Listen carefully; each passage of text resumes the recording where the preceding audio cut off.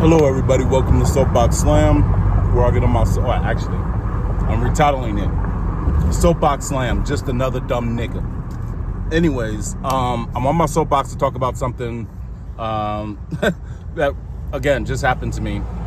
And whether you like it or not, I actually enjoy putting forth these encounters or interactions of microaggression that I seem to have. I'm not going to say every day, but often enough. For the most part, I meet people and they like me. I meet people and they get me and I get them and everything works out just fine. But every now and then, I meet a Barney Fife police officer or a really bigoted receptionist or a really bigoted customer service rep or something like that. And this weekend, the funniest thing happened.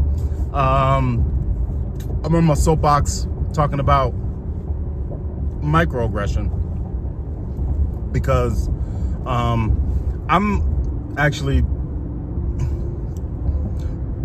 running around doing chores, some window shopping, whatever. And I'm at a pet store. I'm buying some things for my pets. And the lady who's checking me out, first of all, very rude and indignant. Maybe she's having a bad day. Who knows? I don't care. Whatever. She asks for my phone number. And the way she asks for my phone number is unlike any other time that I've been at the pet store and somebody's asked me for your phone number. Majority of the time, when I've checked out at the pet stores or any store where your phone number has an account to the store or whatever else, I've always been asked, do you have a phone number with us? Pretty much every single time. Every single time. This particular girl was like, you have I need your phone number. And I'm like, okay. So I give her, I need your phone number. Now, again, not good customer service, very indignant and rude and aggressive in her tone. Whatever. I'm literally like, I'm thinking about the sex I had last night, right? So I'm not even really worried about the attitude of this girl until later on. Anyways, I give her my phone number. She starts checking things out, whatever else. And she says to me, cash or charge? And I say, cash. And she's like, okay. And then I hand her a $20 bill. She takes my $20 bill. She marks it with the bill checker that identifies whether it's a false bill or not, a counterfeit bill or not. And then she puts it under the bill light to check. A $20 bill. I'm like, I noticed this and I'm like, okay, well, I don't say anything, but I'm like, I've never had my 20s ever in my life checked. I've had 50s checked. I've had hundreds checked, but I've never had a 20 checked. Okay, you're going to check a 20. Whatever. I took a mental note of that. And, she's making change. Again, she's very snotty. Very, very, very snotty. She's making change and she hands me the change. So I take all of the change, the 5 and the singles. I hold them up to the light. First of all, I check to make sure I count it all out loud to make sure it's the right change. Then I hold the bill to the light to make sure every 5 and every single is a legitimate bill. And she immediately jumps on me. Why are you doing that? I've never seen anybody check singles and 5s. And I said to her, well, if somebody's checking my money that I give to them, then I need to check the money that they give to me because the establishment obviously deals in counterfeit money. And I should be just as worried as they are about it. And I take my change and I take my bag and I walk out the door. And that's really what I believe.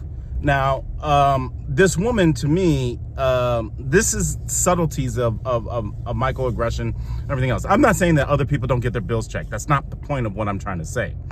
But this is what I know. It wasn't just about company policy. The reason why I know this wasn't about company policy and this is about microaggression, attitude, and bigotry is she should never have been offended or responded to the fact that I was checking my singles too. And that's the point I made to her. The fact that she was so offended, I mean, the indignancy in her tone, because I was checking fives and singles, the change that she gave me, the indignancy and how offended she was by me checking the change that she gave me, tells me very clearly that her motives were not rooted in company policy, but rather rooted in bigotry. If it was rooted in company policy, why would you be offended? Why would you even respond? Why would you even care if the customer you gave change to checked their change? I mean, why are you being so defensive? And again, throughout this encounter, I never spoke a word until the very end when she challenged me on why I'm checking my change. First of all, I am the customer. You are there as a customer service representative, a checkout lady. So for you to be questioning my motives as to why I'm checking my change, to me is out of line and out of pocket in the first place. Know your place. Your place is to check shit out. And if you have to check dollar bills coming in, then that's all you should be focused on. But that's not what she was focused on. She was focused on the fact that I had the audacity to check the change that she gave me. And like I told her, well, obviously I have to check the change that you gave me. You and your establishment is an establishment that deals in counterfeit money. You have an issue with it. You have a serious issue with it because you are checking 20s. And unless every single bill that is circulated through that store is checked, which I did not include in the story when I was telling you this, that the people in front of me also paid with cash. And I know that their bills were I know that they gave them more than $20 for their bills. Their bills weren't checked. I noticed that because I'm standing in a line and two people in front of me. So I can see what's going on. She didn't take the initiative to check their bills. But regardless of that, whatever, her indignancy and disappointment, or her indignancy and attitude about me checking the change that she gave me is what tells me right away this wasn't about company policy. This is about her own personal issues and her own bigotry. And that's unfortunate. I mean, that's who she is, and that's the nasty person that she is, and whatever. But the point, but I'm on my soapbox to talk about these issues of microaggression, right? These little things that occur that incite some sort of contention between people. And the fact that she checked my bills, and I noted that in my head. Fine. That's what your company policy is. That's what your company policy is. I already know how to operate in the world. I already know how I'm perceived in the world from the very beginning. I already know it. I already know it. I'm always more surprised when people are kinder and generous to me than I am by what I deal with day in and day out, which is unbelievable rudeness from people left and right. Like I don't even exist, or why am I even here to exist, or I don't even deserve to exist. That's the initial treatment. I don't get looked in the eye. I don't get acknowledged as I walk into buildings. I don't get acknowledged as a person, greeted or anything like that. I don't get every day. I don't get that. If I do get it, I'm more surprised. if I do get it. And, depending on the areas, I'm sure a lot of people don't get greeted at the door and everything else. And so all of you people out there who want to be all in your panties and hyper defensive about things and won't accept realities for what they are, you'll be like, well, I people don't always greet me when I walk in the door. Yeah, I know that. Right? Stop the bullshit. Stop the bullshit and stop trying to play like everything is hunky-dory in the world. Stop trying to play like there is not issues with people and how human beings treat human beings, okay? Stop it. Just stop it. Just stop your stupid insanity. Seriously. It exists. It exists left and right. So just stop that and accept that and acknowledge that, period. The point I'm making is I am more surprised when I'm treated with kindness by people than me being treated horribly by people. And I mean, not just white people, all people. Indians treat black people like less than. Mexicans treat black people like less than.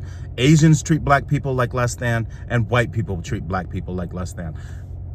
That's just the facts. Whether you want to accept that as a truth or not, it is. I guarantee you, like I said, point blank, if you really believe that everything is all hunky-dory, then honestly tell me that you would gladly trade places and be a black man in this world, in the United States. Tell me you would honestly trade places.